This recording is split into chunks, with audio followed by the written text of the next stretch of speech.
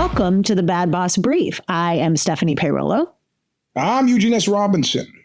And we are at episode 56. And today it is the Setback show. Yeah. Apropos. So in your career, in your life, you're going to have setbacks. You work hard for a promotion and instead you get laid off. You get injured, say, and have for a period, and have for a period of time to make arrangements, to deal with your limited physical capacity for some period of time, or for some people for permanently. And, life changes. And so that's what we want to talk about today is how do you deal with setbacks? And Eugene, why did we pick this topic to speak about? Well, because back in October, I partially ruptured my quadricep tendon, ignored it because I had a lot of work to do, and went off on tour of Italy and was all right. Came back. Not only did I come back full force, but I came back and did the CrossFit Open, did jiu-jitsu 7 days a week. And then 2 days after the CrossFit Open, while jumping on a box as part of the workout, it fully ruptured and fell to the ground. And this was about 3 weeks before the last European tour. And so I said, well, I've never canceled a show. I'm never going to start. Use duct tape, a knee brace, and ibuprofen to get through the tour. Made it through 13 shows. But in the meantime, my MRI came in and they said, you know what, you should probably get surgery. I go, I don't need it. It happened in October. I'm fine. They go, here's a phrase for you. Permanently crippled, crippled for life. And I was like, all right, if I'm going to get it done, it wasn't getting better. Now's the time. So they repaired my ruptured quadricep tendon. And you are also in the process of moving to another country. Oh yeah. If you wanted to make things even more difficult, I'm selling my house and moving to another country and have another tour in June, July. And so it's a perfect storm. But what is that expression? God doesn't give you more than he thinks you can handle. I actually believe that not to be true. Me too. I personally think God gives you more than you can handle all the time, but you often will have help. Right. That's right. So more than you can handle alone. But yeah, so that's really what we were thinking about is how do you handle setbacks, personal, professional, physical, and obviously, we're talking about work mostly, but there's a lot of overlap. Well, I used to think about Emmitt Smith, and I know nothing about football. Fighting is my sport. That's about all I know. But I remember Emmitt Smith had a long career as a running back, which is pretty rare. And I go, what's special about Emmitt Smith? I don't know about the numbers and what he's doing on the field. I think he was a running back, but to do what he did as long as he did with the absence of setback, and by which I mean physical ailments that would make it impossible for everybody else to do the same. And they all took the same chance. So I said the Emmitt Smith key is to stay in the game as long as possible. Yeah, everybody has setbacks, but you gotta stay in. And that's what he did. It was almost magical the way in which he had done it. It wasn't doing anything special outside of being fast. But I start to think about that in terms of professional careers. I start to think about that in terms of life's adversity. The key is probably most definitely, mastery of something, a sport or professional life that gets you to the next stage. All right? How long have you been playing music and touring? So I started my first band in 1980. Yeah, right. So endurance is the word I was looking for. So. But I think in order to have that endurance, you have to have a certain psychological toughness and resilience. And that's one of the things that I want to talk about today is, right, how do you get that? How do you survive setbacks? I've certainly had my share. And so how do we manage it? And the first thing that I've learned, and I didn't learn this right away, I learned this as I got older, is the first thing I have to do is feel the fuck out of my feelings. Yeah. Right? So there's a real tendency, particularly I feel like in the last decade or so, to move to toxic positivity. Yes. Be grateful. It's a lesson. All this kind of foolishness. And I find that there's no shortcutting the process. For me, usually it's grief. Yeah. And then it's followed by rage. So I kind of go back and forth between those two. And what I find is that it doesn't help me to pretend that those things are not happening. No, it makes it even worse. Right. It makes it harder to carry and harder to get through. Right.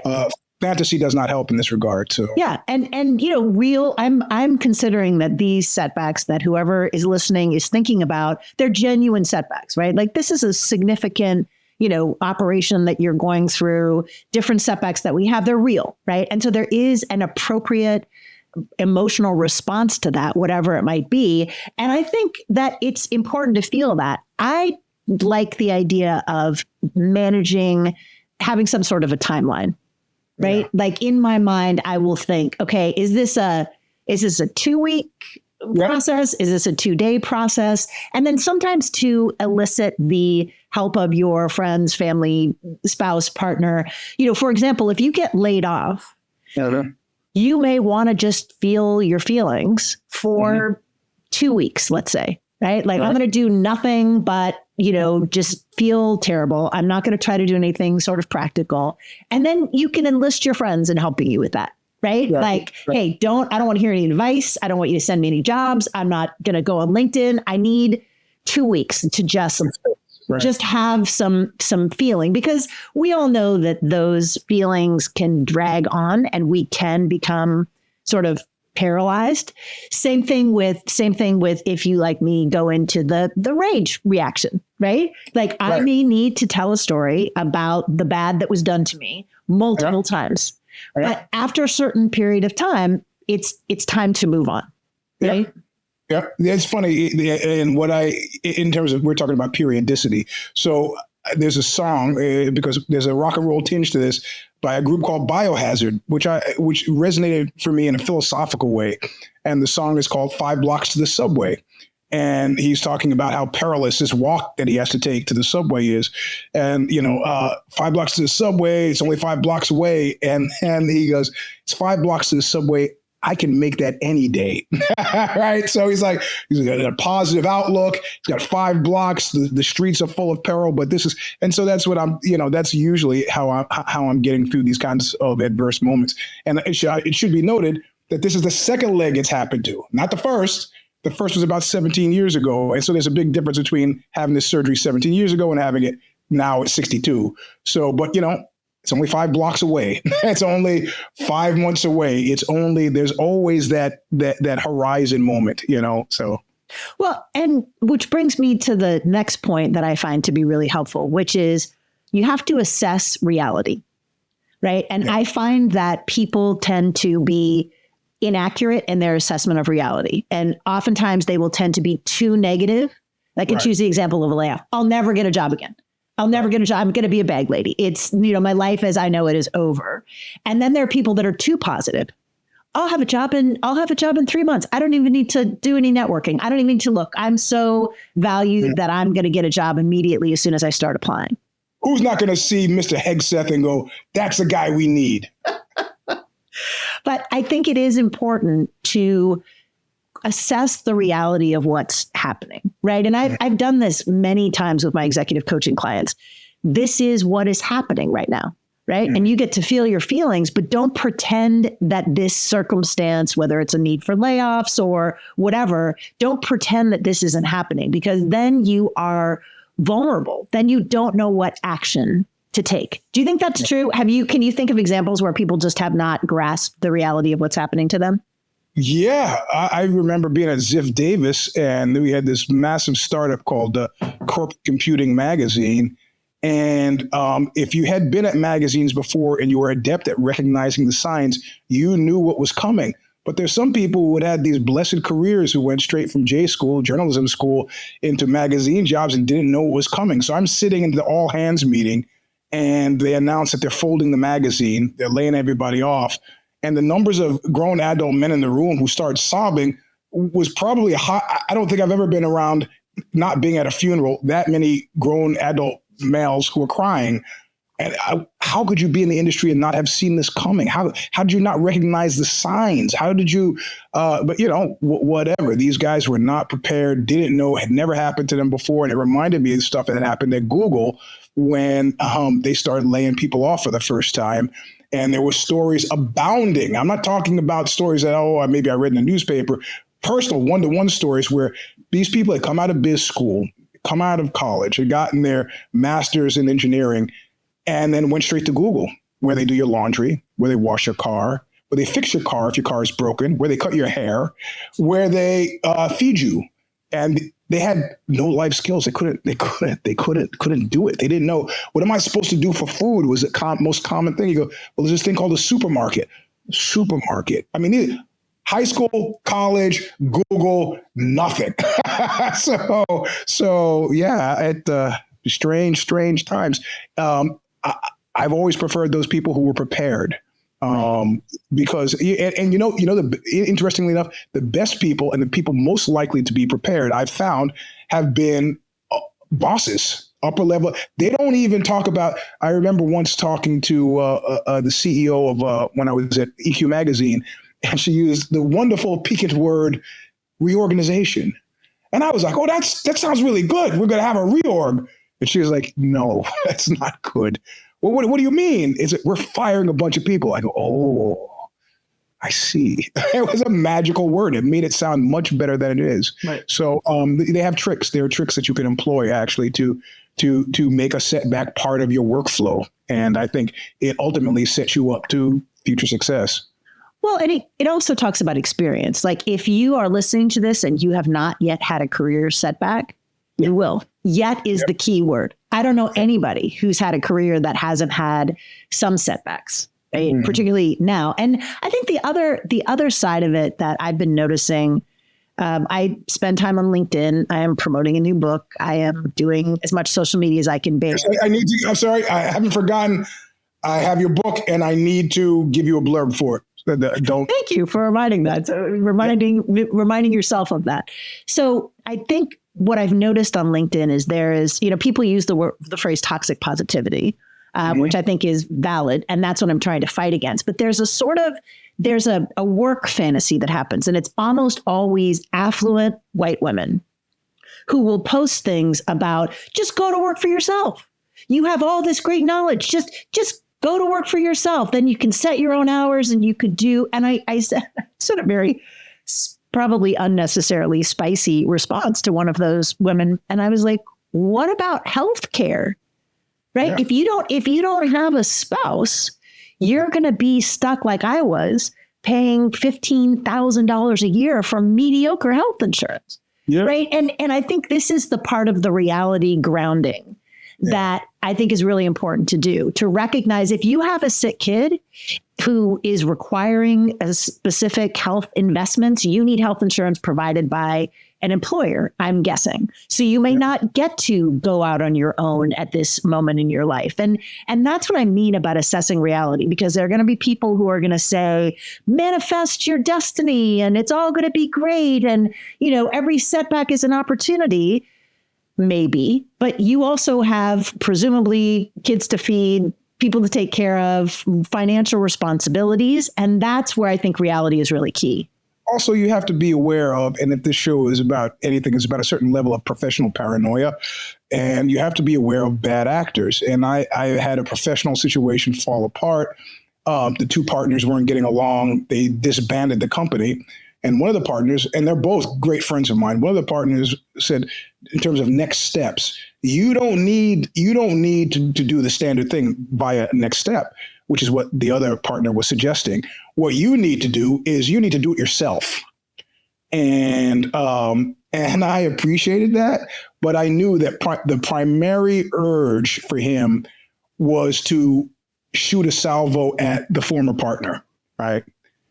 And so it wasn't malicious, but in this instance, it definitely my secondary, tertiary, my personal interests were not primary in his mind. And I think vis-a-vis, kind of setbacks, you need to be wary of, a lot of times you got to be wary of dishonest actors. That's as deep as I want to get in terms of assigning some sort of malice to it.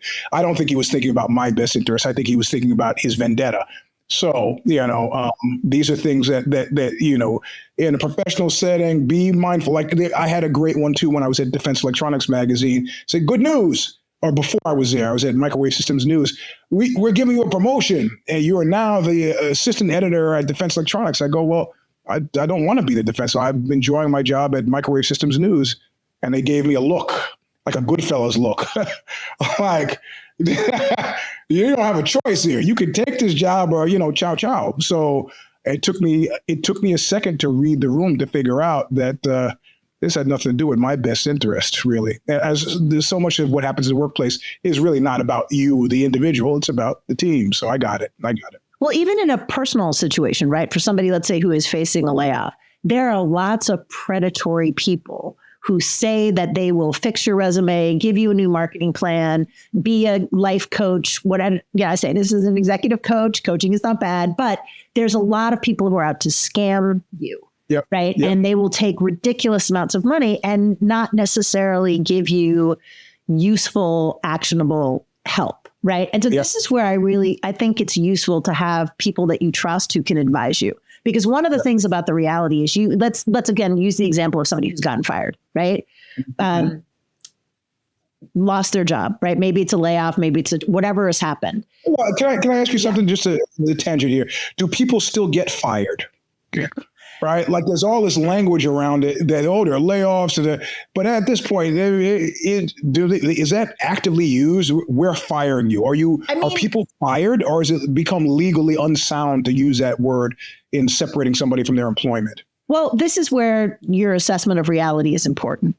Right. Because if no one is going to say fired, they're going to say laid off. Very rarely do you hear the phrase fired for cause. Right. That means you embezzled $1 million or you sexually assaulted someone in the break room. I mean, that's, and even then in this world, you might not get fired. So I think that I'm talking about an individual assessing their own experience. And, there have been times where I have lost my employment and it was they were letting me go. They no longer wanted me to be part of that. Right. And in one case, they laid off 2 other poor guys so that they could call it a layoff so that they weren't legally liable for terminating me because I had filed for FMLA leave and they didn't want to pay. So that's going to happen. But I think that if we're honest with ourselves, we need to go back and assess, are there things that I did unskillfully that I need to address? And this is where a friend can help you, right? Because I think there's a big difference. If you lose your job for whatever reason, unless like a large swath of the company was laid off and it was clearly a reduction in force, layoff, whatever language you want to use. If it's you or you and a couple of other individuals, I think you need to look at what's happening because it's going to be one of 2 things. It's going to be performance or personality. Yep. Which you need to know, or it's going to be a structural issue. Right. So if you are laid off and you are an older person, a person of color, a trans person, I would recommend you look at structural issues. This may have nothing to do with you. This may be, just bad behavior on the part of the bosses. If you consistently, like I have always gotten in trouble for the same things because I'm very direct, speak my mind, don't like authority, and I can be kind of difficult. And understanding that and knowing what is my part and what is about my gender, about, my age, whatever it might be, you need to have that assessment. And sometimes, especially right after a setback, we don't have the intellectual or emotional capacity to understand that, which is where we need a friend or a trusted colleague to say to us, hey, if you're asking, here's some feedback I could give you about what not to do differently. Because I think that the point is, so you grieve, you feel your feelings, you have your rage, you have that period of time. Then you need to realistically assess where you are and what's happening. And then you need to determine your course of action because there is almost always action, right? If you have gotten laid off, unless you are super wealthy, you're going to need to get another job. you're going to need to start looking for a job. And so there's two things that I recommend. It's kind of a two-phase process. The first is you need to kind of, I don't know, get your mojo back. And one of the things that I suggest to my clients is what I call a competence cure.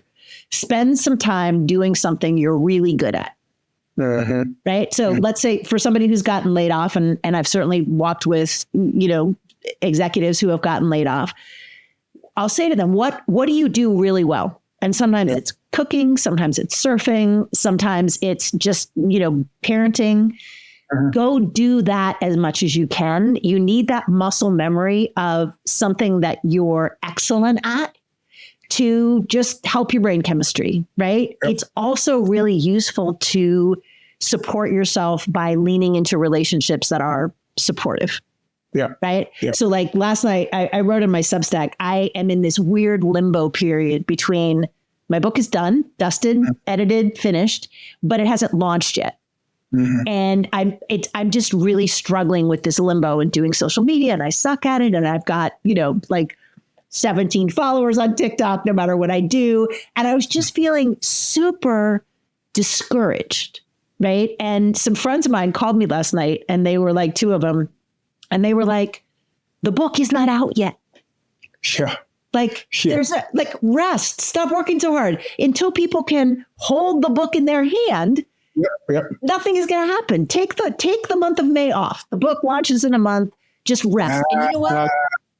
And I'm not suggesting that I'm not going to keep doing. I mean, the reason I'm dressed up is because I did a podcast this morning, and I'm doing things. But it's what I was experiencing was an intense level of emotional frustration because nothing was happening. And what I need, this is obvious, stuff, but I needed my friends who happen to be executive coaches to say to me, Stephanie, the book isn't selling because there is no book.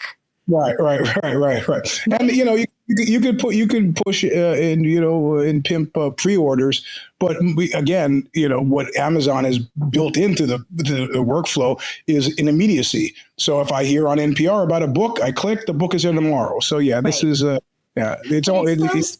it's those like we cannot I'm a smart person. I did not have that awareness until my friend said to me, like, you are misreading. You are not connected to the reality. So the first thing you need to do is, understand the narratives that you're telling yourself. Why are you smiling right now? What is funny? I'm smiling because the obsession that kicks in the day the book is actually publicly available, where you start checking every 30 minutes your Amazon ranking, that is all consuming and enveloping, and a certain kind of great, like jumping off a gondola and going skiing down a mountain. It's like, wow, so you start doing that, and that will easily, the house could be burning down, and you're like, I got to check. And the way it works is the lower the number is, the more books that you sell. So you could go, like I do an interview I did with Farai Chideya one time when the Fight book came out.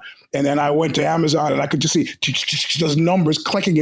It's maddening and great and glorious all at the same time. So, and that's another great thing with the setback, right? Is find somebody else who has been through a similar setback or experience and who has weathered it, because there's that sense of like, another person knows. I mean, like I've gone to you for publishing advice and marketing about book advices a million times, right? And it's been really valuable because you have more experience in this than I do, right? If you have just been laid off for the first time, find someone in your family or your friend circle who's been laid off and ask them and, has been through it. They're on the other side of it. Because usually what those people will do is they'll be able to reflect, yes, it's terrible. And then it passes. Yep. Right. Because that's ultimately where we want to end is we've had our feelings, we've assessed reality, we've kind of reestablished our equilibrium by trying to find our competence cure, getting support from friends, all of those things. And then you need to start taking the action. Right. And sometimes those actions are difficult. When I've been looking for work, I will set a timer and be like, I need to spend 20 minutes reaching out to my network, even if I hate it. right? I need to, like figure out what ways you can impart some sort of discipline to that so that you stay accountable and you get things done.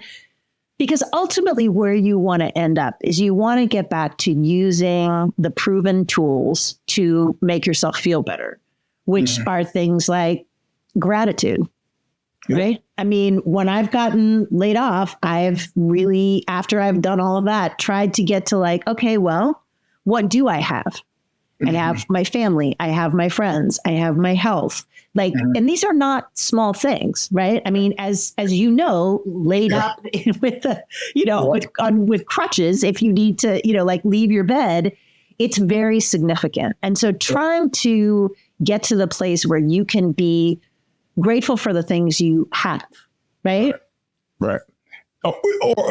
Grateful, which implies a certain amount of awareness. Yeah, because you'll forget these things when you're suffering, right? So, yeah. And that's at the end of the process, because I think the other thing is our culture, and certainly for me, and I think part of this is being, second generation immigrant family, is what you do, your work is so important in my family, right? And it's in our culture. First thing people ask you at a party is, what do you do? Here. Yeah. Here. You leave America and that doesn't work. But in this country, it's what do you do? Right. And so, in circumstances in our lives where that identity or that job or that career is not available to us, or that's been the scene of the setback, it gives us an opportunity to reframe our understanding of our value and our place in the world. Right? Because, they always say, no one ever says on their deathbed, I wish that I had spent more time at work. But there's also studies, long-term studies show that the people who live the longest and who are happiest all share one quality, which is they have strong relationships. Yeah. They have strong romantic partnerships or marriages. They have strong connections with their family. They're involved in their community, whether it's a church community or a civic community or whatever. Those are the things. And so, your happiness and physical well-being as a human is not dependent on the kind of job you have or the amount of money that you make. Although, again, we need to have our needs paid for. I'm not discounting that. But what it comes down to is we are happy because of the people that are around us and the deep and sustaining connections that we have. And the reality is, for me, and I think a lot of other people, sometimes my pursuit of a certain career objective took my focus away from my family. Yeah. It is weird now having the vantage point of years in the field, out of the field. The COVID thing was super interesting because I got to spend all of that time with Cora, my youngest daughter, and it threw into great relief the amount of time I didn't spend with my other kids during that period of life because I was working at Apple or I was working at Adobe or I was working at Nikon, and I got a slightly sick feeling. I did not, because it was such a glorious time to be able to spend with your offspring, the first 4 years of life. And then I just think how chock-a-block it was with the older ones because, everybody's got to go to work. So different age, different time, different epidemic. It was not a great feeling. But I think it's important to recognize that you were doing that to support your family. I mean, when my kids were little, I was working 3 jobs as a single parent to put food on the table. I wasn't worried about like buying a house or saving for retirement. I was all about, let's make sure that we can eat and pay the electric bill. So, that is important. And my kids saw that. They knew that that's what it was. I went to work and came home. And so I do think it's important that we have compassion for ourselves. But these setbacks often come with more time to participate in things that we wouldn't otherwise have done, seeing family, spending time with kids. I mean, in the last few years, there have been times where, my executive coaching business just took a beating during COVID.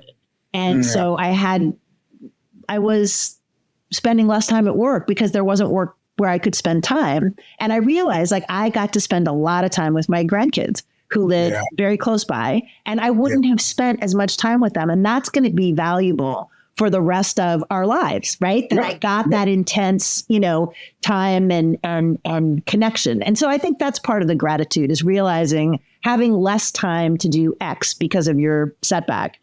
What does it give you more time to do? It might be pursuing your art, or getting serious about a meditation practice, or getting in shape, or whatever it is. But ideally, there's something that is of value that you have more time to do, since you're not doing the other thing. Right. Yeah. So we'll just keep that focus. And again, I don't want to be doing toxic positivity myself. I mean, I don't want to in any way discount the difficulties of going through those experiences. And I also just want to name the fact that, like, as you get older, and even not for older people, like I have chronic pain. I have, I finally broke down and realized, like, I'm going to have to get one of those fucking handicap placards, because sometimes I just can't walk very far. And it is terrible, especially in a culture that does not honor differing abilities. Right. Yeah. And it's not something where I can just think positively about the fact that I can't do things that I used to be able to do. Right. I'm laughing because this whole tour that we just did, which is about 13 shows in about 14 days, we had stipulations laid out in the contract. And one of those were that the hotels all had to be first floor hotels, because or have elevators, because I can perform, but I can't. Going up and downstairs was murder. So of course there was a cock up, and that was because in Europe, first floor is second floor, right. So and I was like, it's very funny. Yeah, you start to have a lot of sympathy for people who are differently abled when you're like, well. And then of course, then we went to some great spa in Germany, and it's a pool. I go, great, it's a pool, it's fun. I jump in the pool. I was a lifeguard before, I was a swim team member. I could easily swim, but then I forgot with my knee. So there are all these things that I said, okay, well, it's okay because it's a spa. So they have people who are differently abled here. There'll be handrails. No handrails in that pool. So I had to actually force myself to swim so I didn't drown. I don't want to be that guy. Right. So it's funny. But that is another silver lining. Again, not that this is necessarily good, but one of the things that comes with some of these setbacks is a greater compassion for other people, right? Like when I see someone who is moving slowly, it occurs to me now, just because they don't have a cane or crutches doesn't mean that they're not limited in some way. I don't have a cane or crutches, but I am limited. And it's, there's just that moment, right? There's just that recognition of I went through something difficult and other people are, and you have that sense of connection with them. And ideally you can help someone in your circle who's gone through the same experience at some point in the future. So I had a long conversation. I had to go get medicine pre-surgery for this thing. And I pull up in the parking lot, and at the same time that some woman is also pulling up in the parking lot, and the person on my left has, sort of encroached on my parking space. So I'm a little bit closer to her than I need to be. And she says, look, I'm going to come back. I won't be able to get in my car. I said, well, I'm going to be back before you're back. She goes, how do you know that? I go, I just need to pick up my pills here. She goes, we're both older. So we're having this conversation. It's not heated. We're just old people talking. And she goes, well, what if there's a long line there? I said, well, I can't stand for a long line. I can't. I'll leave and come back. And she goes, well, why don't you use the handicap spot? I go, I don't have the placard yet. And she goes, I said, you know what? Tell you what, I'll sit here in the car and I'll wait for you to finish what you have to do. And then you can come leave. And she goes, I don't want to do that to you. So it was this whole varying levels of snark, but then all kind of congealed around. We're just two old people trying to get through the day. And then finally the woman who had blocked my space, she moved and she goes, there's a solution. I go, great. So I could park and we're both happy. Right. So, but there's that moment of human connection. Which is valuable. Those things are important. It's being in community. It's recognizing our shared humanity and difficulties, which ultimately is a good thing. Yep. All right. That's what we've got time for. Thanks for joining us, especially welcome to our new folks who are joining us for maybe the first or second time. We're glad you're here. If you have any story ideas, WTF@badbossbrief.com. You can also ask us questions. I was thinking about it because we don't get very many people writing in looking for advice. And I'm like, I just want you to picture for a second, you're at work, you have a bad boss. What if Eugene and Stephanie physically showed up at your office? Right? What if we just like rolled on into your workplace to help you address a problem with your bad boss?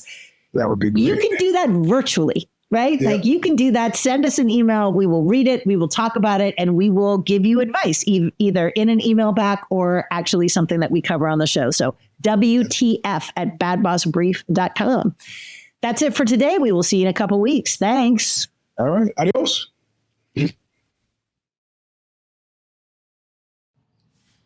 Thank you for joining us for another episode of the Bad Boss Brief podcast with your hosts, Eugene S. Robinson and Stephanie Peirolo.